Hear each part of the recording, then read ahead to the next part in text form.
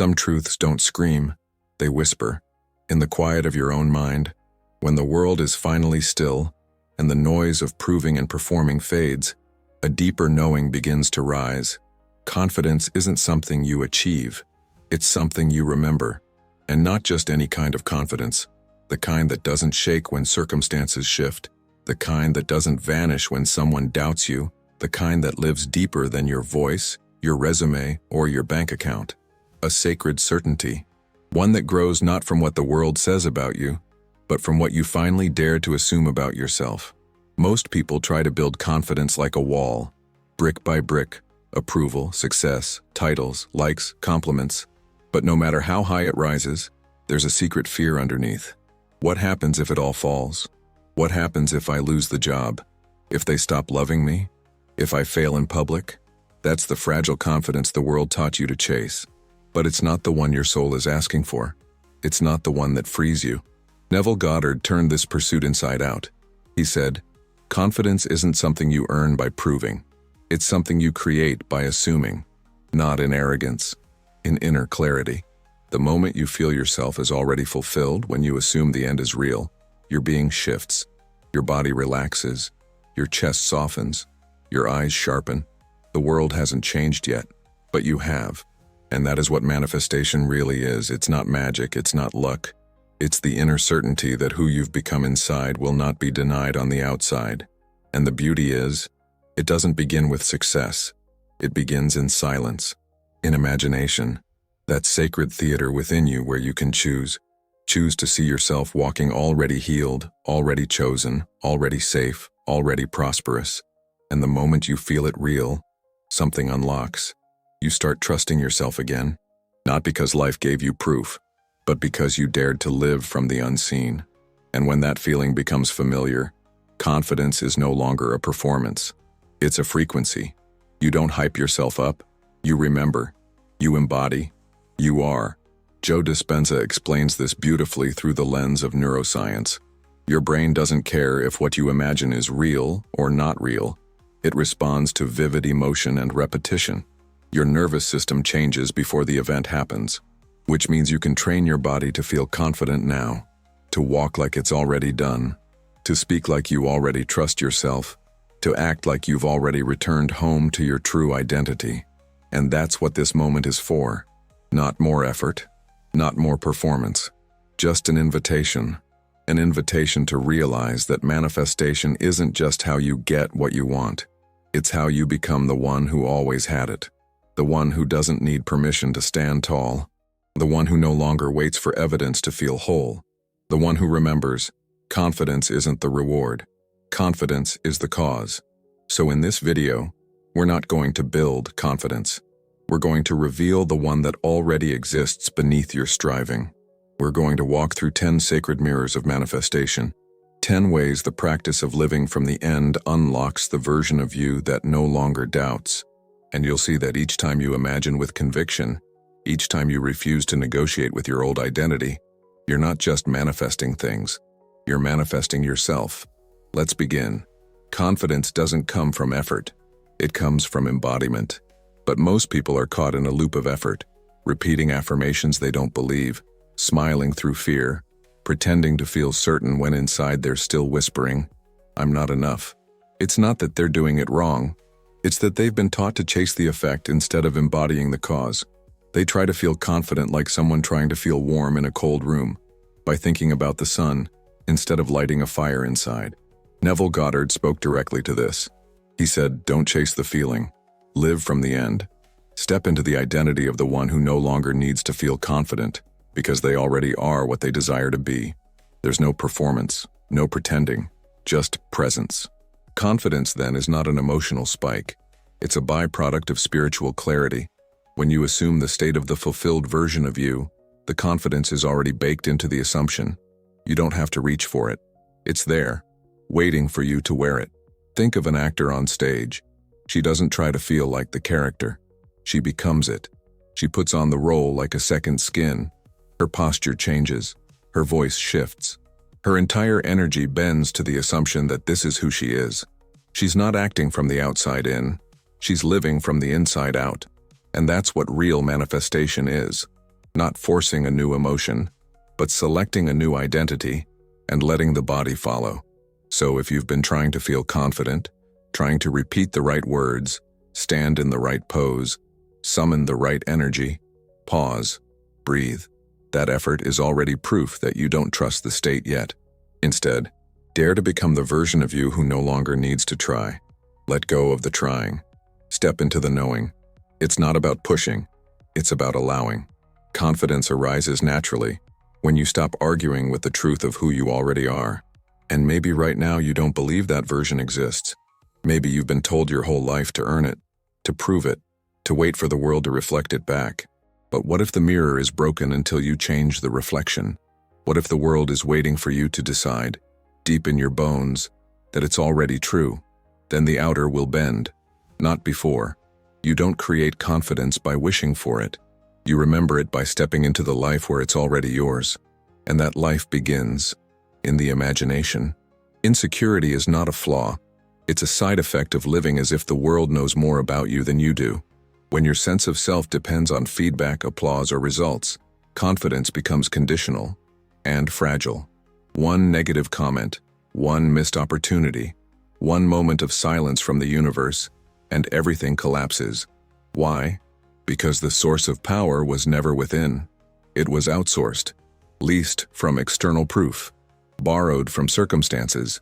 Neville Goddard taught something that reverses this entire equation. Nothing and no one out there defines you. The outer world is not the source, it's the echo. The reflection, it follows the inner assumption. Not sometimes, always.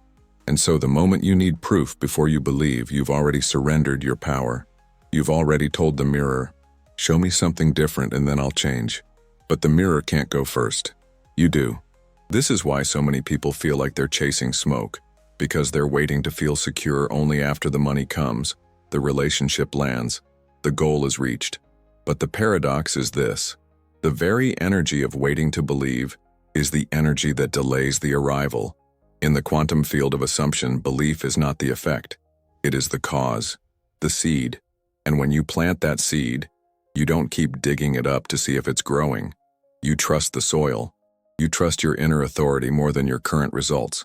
There's a power in standing in front of a mirror and speaking, not from what's visible, but from what's vibrational, looking into your own eyes and speaking as if the future is already here. Not because you're trying to convince yourself, but because you've finally decided, I no longer need external evidence to know who I am. That decision alone is radical. It breaks the loop. It shifts your posture. It calibrates your frequency to the version of you that leads, not follows. When you stop seeking confidence from outcomes and start selecting identity from within, something deep begins to settle. You no longer beg the world to reflect your worth. You become the one who reflects the truth to the world, quietly, unshakably. And even when the mirror still shows fragments of the past, you don't flinch, because you know the new reflection is forming. The outer is catching up, and your confidence no longer depends on its pace. Something beautiful happens the moment you manifest something consciously, even if it's small, even if it's quiet. A shift occurs, not just in your outer life, but in your nervous system, your breath, your sense of identity. You begin to realize, I can trust myself. I can trust the unseen. I can trust the version of me that no one else sees yet. And in that realization, something deeper than confidence is born. A loop begins to form. A sacred loop where inner vision leads to outer result, and that outer result in turn strengthens the inner vision. This is not wishful thinking. It's psychological law. The Pygmalion effect shows us that expectations shape behavior, and behavior shapes outcomes. When you expect yourself to succeed, when you assume that you are chosen, seen, worthy, able, your choices change. Your energy leads. Your intuition sharpens. And the world, without knowing why, starts to reflect back more opportunity, more alignment, more flow. Confidence is no longer manufactured.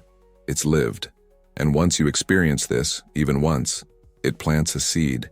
You realize that the power is real, not as a theory, not as a belief, but as an embodied truth. You begin to walk with a subtle authority, not because you're better than anyone else, but because you've remembered that creation starts inside you.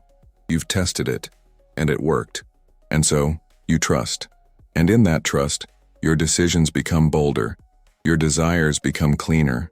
Your fear begins to dissolve.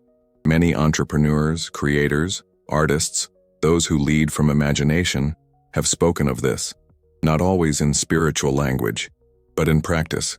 They credit visualization, morning rituals, quiet moments of seeing their success before it existed. That inner rehearsal wasn't fluff. It was energetic alignment.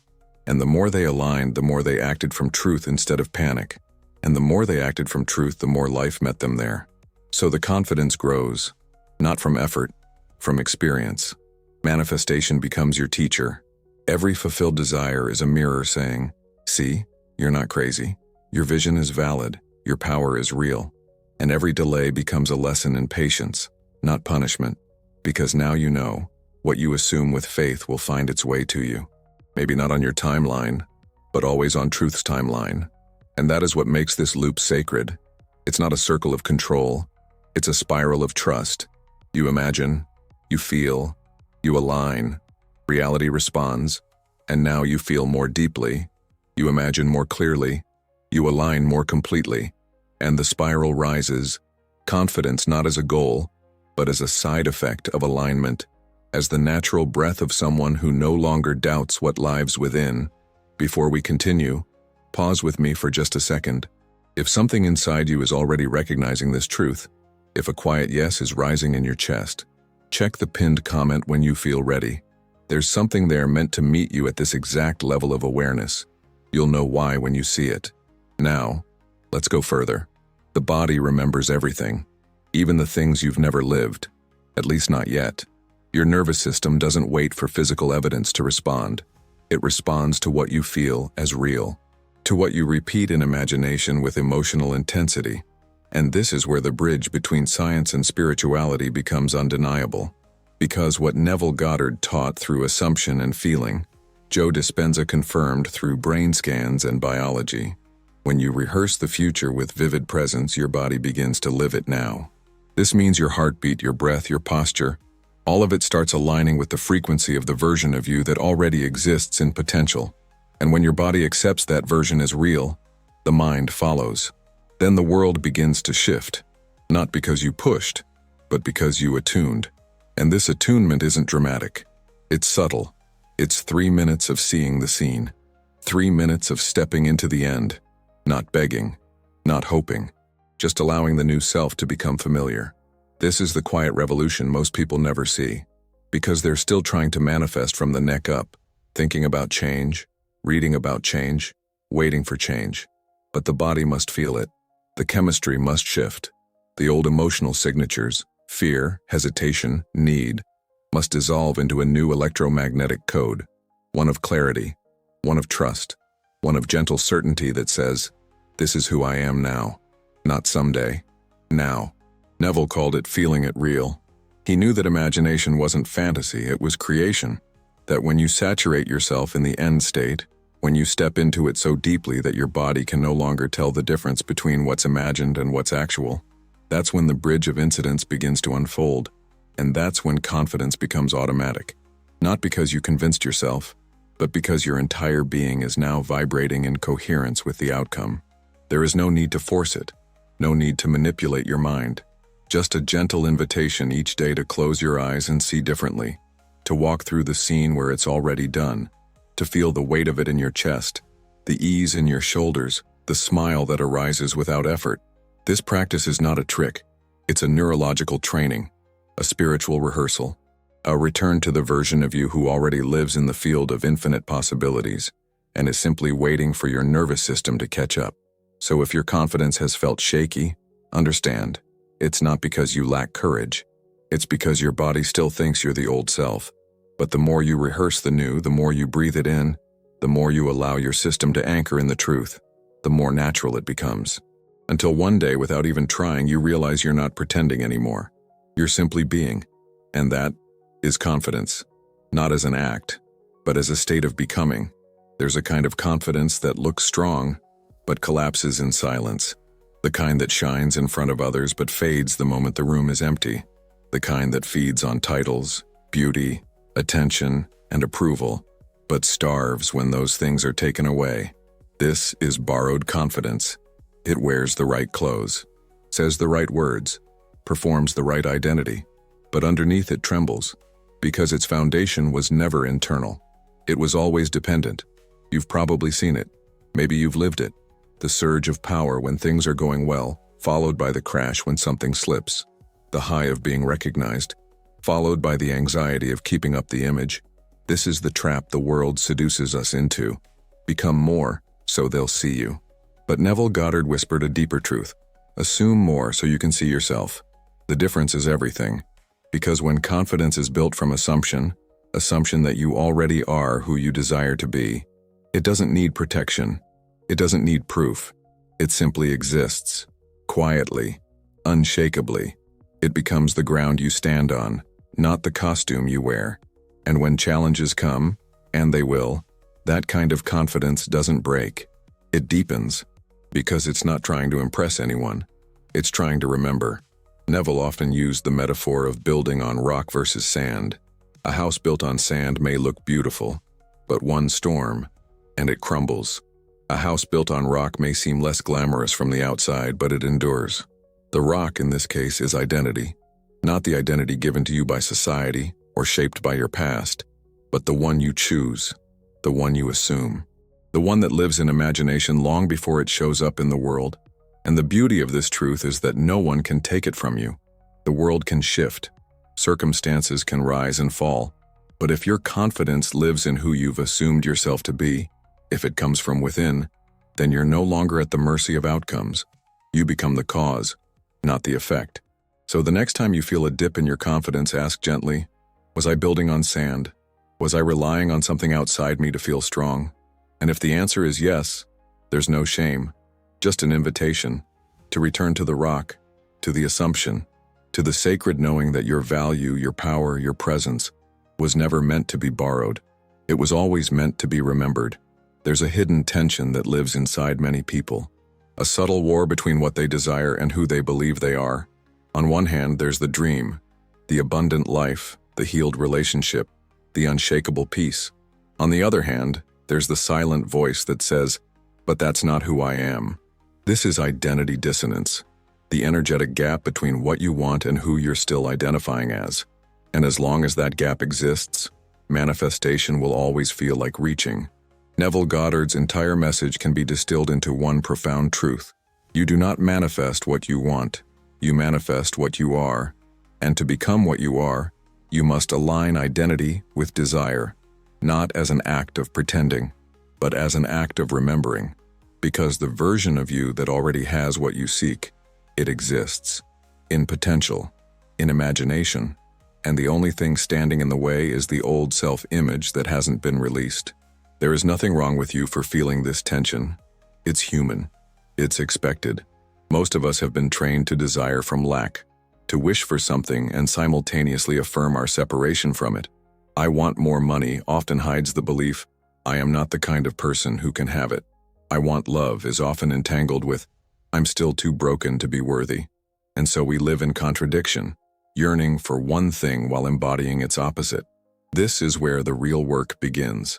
Not in forcing outcomes, but infusing identity with intention. Neville would say, assume the feeling of the wish fulfilled, not just for a few minutes, but as your way of being. Speak as the one who already is. Breathe as the one who already has. Choose as the one who already knows. Not to trick the universe, but to awaken the truth within you that was always there. Self-determination theory teaches us that humans thrive when their actions align with their internal beliefs. And manifestation is no different. When your assumption, your language, your posture, your emotions all agree, you stop leaking energy. You stop sabotaging your path. You stop questioning whether it's working, because there's no longer a split inside you.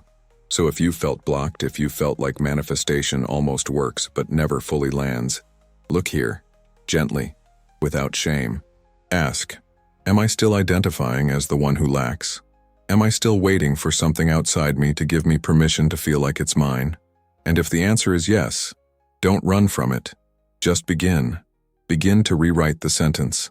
Begin to declare with calm, sacred authority, I am the one who receives. I am the one who trusts. I am the one who already knows it's done, not because the world says so, but because your soul remembers. And that memory, that shift, is where confidence begins. Not loud, not dramatic, just steady, just true, just finally aligned. Desire is proof of ability. Desire has been misunderstood, mistranslated, made to feel like lack, like need, like a flaw to be managed instead of a sacred compass to be followed. But what if your desire isn't a signal that something is missing? What if it's evidence that something already exists, waiting for your permission to arrive? Neville Goddard said that desire is the voice of God speaking within you, not a craving, a calling, and not to something far away, but to something already alive in the unseen. Many have been taught to distrust their desire, to fear it, to suppress it. They've been told to be realistic, to temper their longings, to not expect too much. And so, they shrink, not because the dream is too big, but because their identity has been taught to feel too small. And yet, the truth remains. You would not be able to feel it if you were not already capable of living it. Desire is not a tease. It's not a maybe. It's an instruction, a direction, a revelation. There is something liberating, radical even, about finally believing that your desires are not accidents. They are the divine blueprint unfolding. They are the inner evidence that you are already enough to receive, already worthy to embody, already prepared to hold. And the moment you accept this, confidence rises, because you're no longer trying to prove that you deserve what you want. You're simply responding to the truth that it has already chosen you. Neville never said to fight for your desires. He said to accept them, to feel them real, to honor them not as fantasies, but as previews of what your inner world is preparing to become. When you see desire as divine instruction, your whole energy changes. You don't beg, you don't chase, you align, you trust. You become the one who carries the vibration of, "It is mine." And from that frequency, manifestation is no longer effort, it's expression. So when doubt arises, when the mind whispers, "Who am I to want this?" remember what Neville knew. You are the operant power. You are the one who chooses. You are the gate through which all realities pass. And your desire is not weakness. It's evidence. Sacred, silent evidence that what you seek is not outside of you. It's inside, waiting for you to say yes.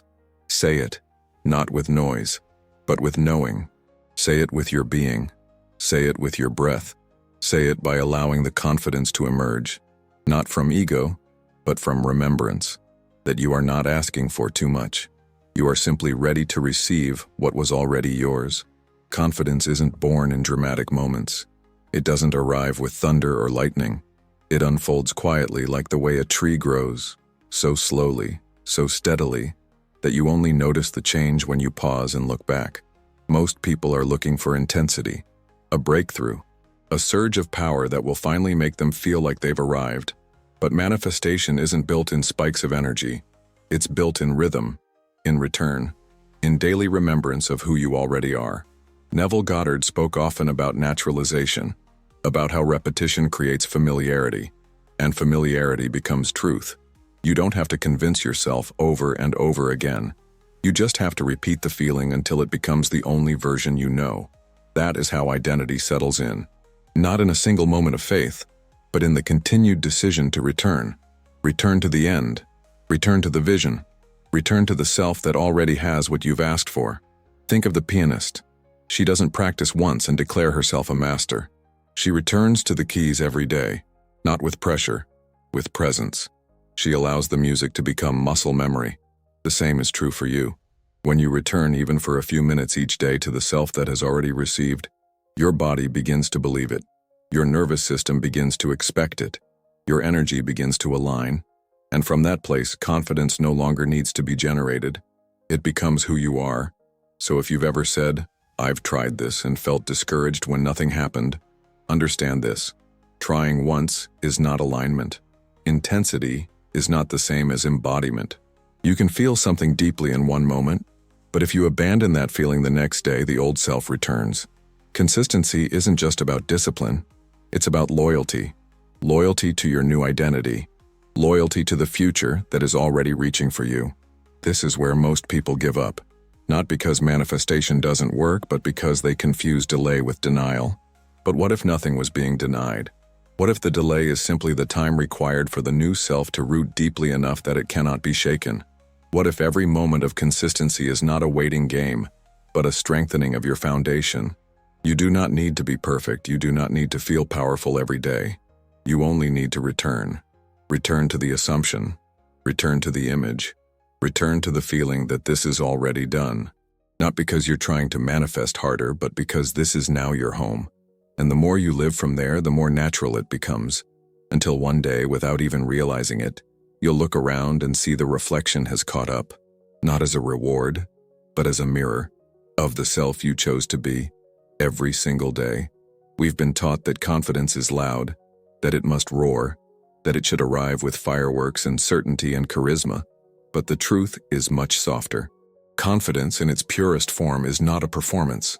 It is the quiet absence of resistance, the moment you no longer argue with what already is, the stillness that comes when you stop negotiating with your worth. That is the real confidence, the kind that doesn't need an audience, the kind that simply breathes. Neville Goddard never spoke of trying to feel powerful. He spoke of surrender, of slipping into the state as naturally as you slip into sleep. Confidence, for him, wasn't about energy. It was about alignment. And when you are aligned with the version of you that is already received, there is nothing left to resist, no doubt to debate, no fear to chase away. You are simply there, and that there is not a place. It's a frequency, a presence. Consider how you walk. You don't hype yourself up to take each step. You don't psych yourself into believing you can move. You simply walk, because your body remembers, because the decision is already made. That's the same energy that lives beneath real confidence. You don't perform it. You don't try to access it. You just act from it. You move from a place where the result is no longer questioned, where the state is no longer unfamiliar. The resistance we feel is almost always a symptom of identification with the old self, the self that still doubts, still hesitates, still fears. But when you no longer see that version as you, when you no longer answer to that name, resistance begins to fall away. Not because you fought it, but because it's no longer relevant. You're no longer feeding it with your attention. You're no longer validating it with your story.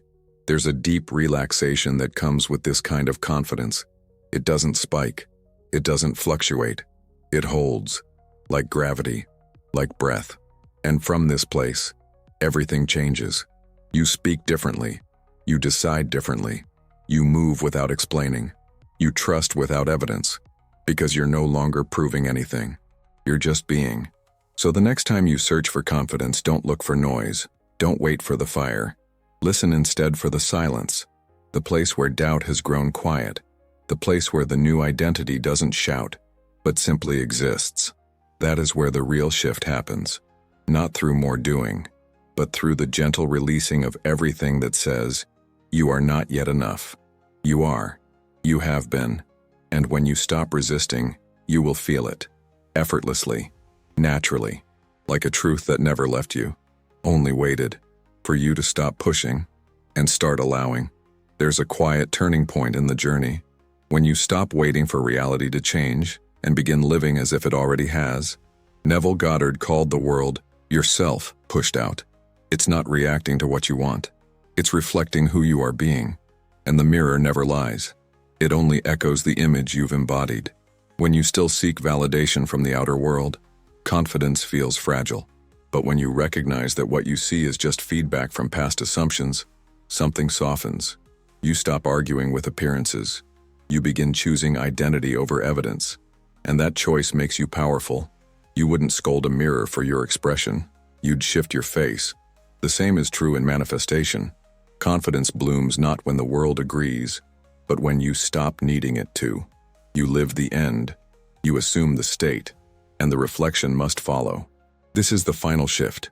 Confidence is silent knowing, the kind that doesn't announce itself. It simply exists. It breathes, and reality responds, not out of magic, but alignment. You no longer chase. You mirror truth.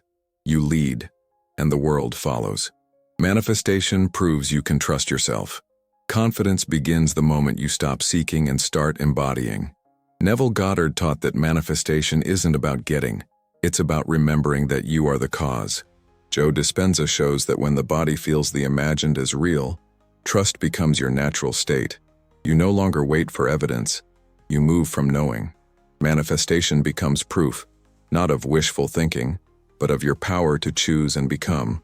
So stop asking, how do I feel confident? Begin living as the one who already knows. Confidence follows where identity leads, and your identity is already whole.